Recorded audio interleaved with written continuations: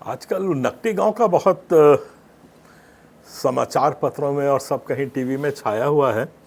और गांव के गांव पूरा उजाड़ करके बुलडोज़र चल रहे हैं, रातों रात उनको खाली कर दिया है।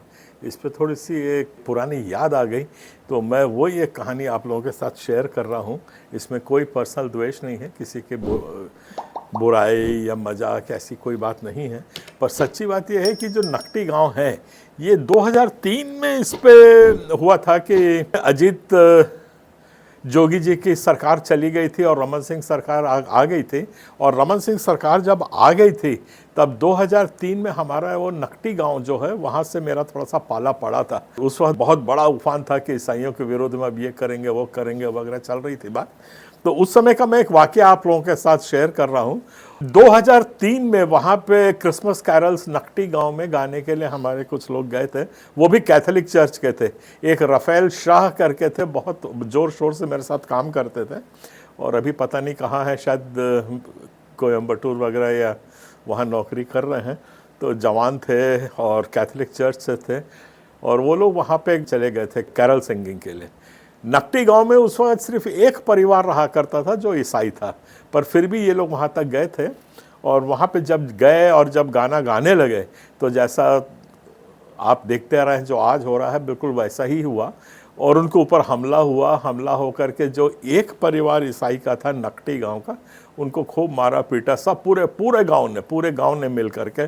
और मेरे को फ़ोन आया रात को कि ऐसा ऐसा हो गया है, तो मैं भी अब सटपट भागा यहाँ से। उस वक्त स्कूटर था मेरे पास, गाड़ी नहीं थी। तो वहाँ से हम लोग गए नकटी गांव में, देखा और काफ़ी समझाने की कोशिश की, पर कुछ हुआ नहीं।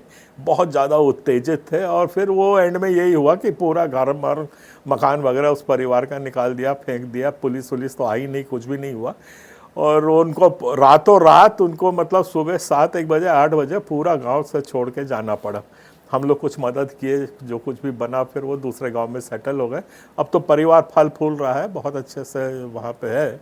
पर ये एक घटना हुई थी आज 23 साल बाद, जब उसी तरीके से 48 घंटे का समय दे के आप लोगों को निकाला जा रहा है। तो सोचिए कितना कष्ट हो रहा है आपको।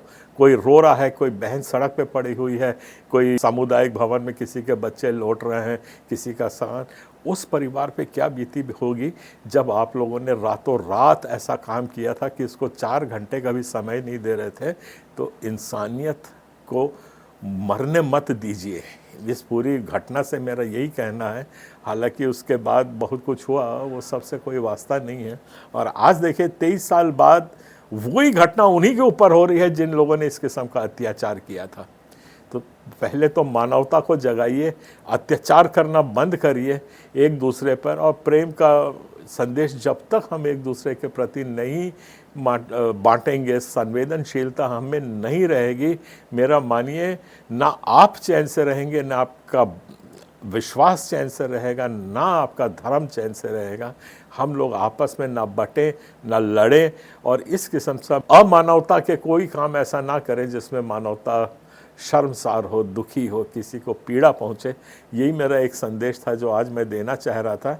मेरा दिल बहुत दुखी होता है जब आज नकटी गांव के लोग भी को किस किस्म से बुलडोज़र से रेता जा रहा है। मेरा एक छोटा सा प्रश्न उसमें सरकार के लिए है और बाकी जितने भी अधिकारी लोग हैं उनके लिए भी है।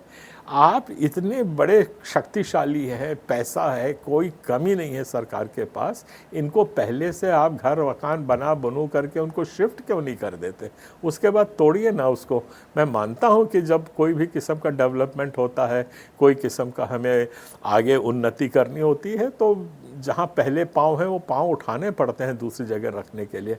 पर ये गैर मानवता का काम कर रहे हैं, मैं इसकी कड़ी भर्त्सना करता हूँ। क्रिश्चियन फोरम भी इससे बिल्कुल सहमत नहीं है कि इस तरीके से किसी को उजाड़ा जाए। मेरी बातों पे ध्यान रखिएगा। आप सबको जय जोहार, जय छत्तीसगढ़।